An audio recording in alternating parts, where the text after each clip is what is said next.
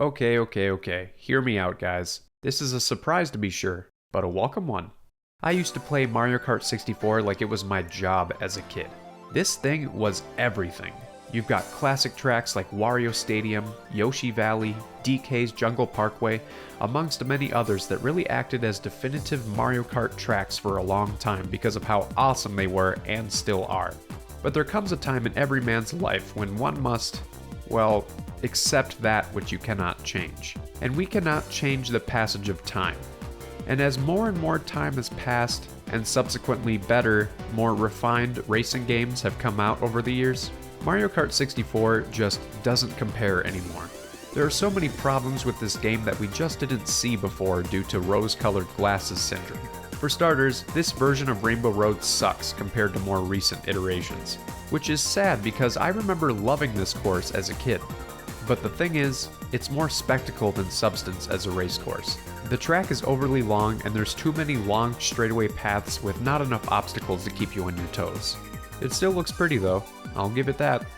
The AI in this game are absolutely atrocious. They will either be so dumb that you'll find yourself easily being leagues ahead of them for the entire course, or they'll just be constantly on your ass. There is no in between. The reason for this is straight stupid too, because if you find yourself being too far ahead of the AI racers for too long, then they will whip out their magical powers and speed up until they're right behind you. I don't know if these other characters are shoving 5 or 6 mushrooms in their gas tank to do this, but I hate it either way. It's just the game's poor attempt at balancing the difficulty to make up for their pathetically small-brained CPU racers. The red turtle shells, which are supposed to hone in on the target racer in front of you, are flat out broken. If the racer ahead of you you're trying to hit with one of these isn't directly in front of you when you launch it, then it will likely veer towards the nearest wall, rather than, follow its target until it hits them like it's supposed to do. Alright, you get the picture. Basically, Mario Kart 64 is old. I guess you could say it's a shell of its former self. Ha ha ha! Now, that doesn't mean it's unplayable.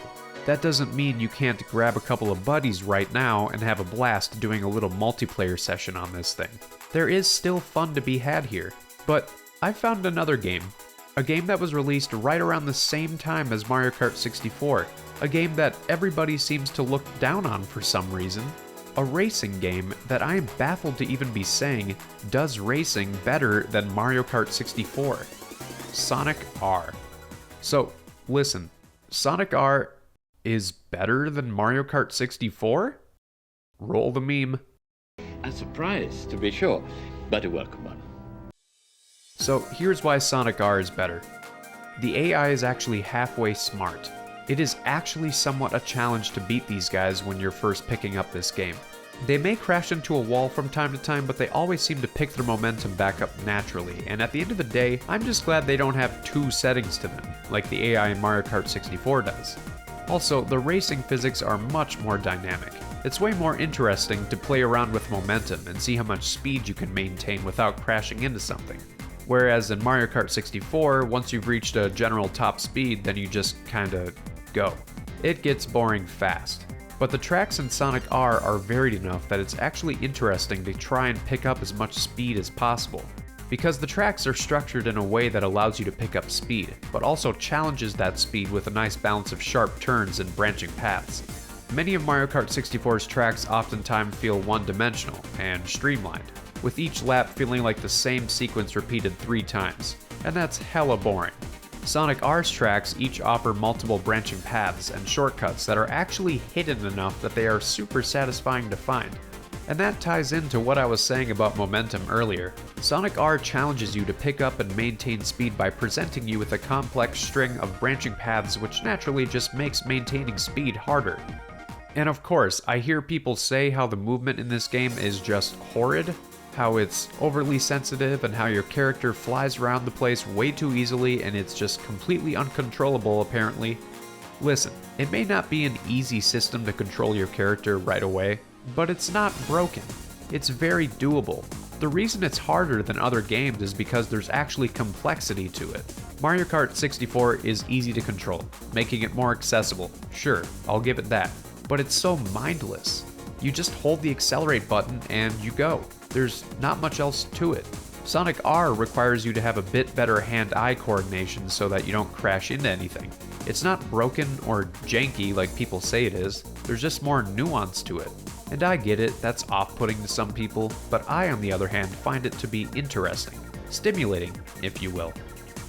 Lastly, Sonic R actually gives you stuff to do besides winning the race.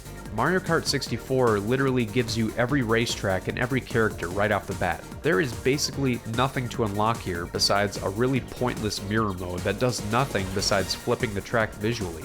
Wow, it was so worth beating every cup on 150cc for that. Sonic R not only has one new track for you to unlock, it also has multiple new characters as well. To unlock the new track, you need to get first place on every unlocked course. To unlock the new characters, you need to collect the 5 hidden tokens around every course and get first place. And once you've done that, you don't just get handed the new character on a silver platter, you gotta beat their ass in another race. I can't even begin to describe how cool it was when I collected the 5 tokens, got first place, and suddenly Metal Sonic shows up and challenges me to a one-on-one race to the finish.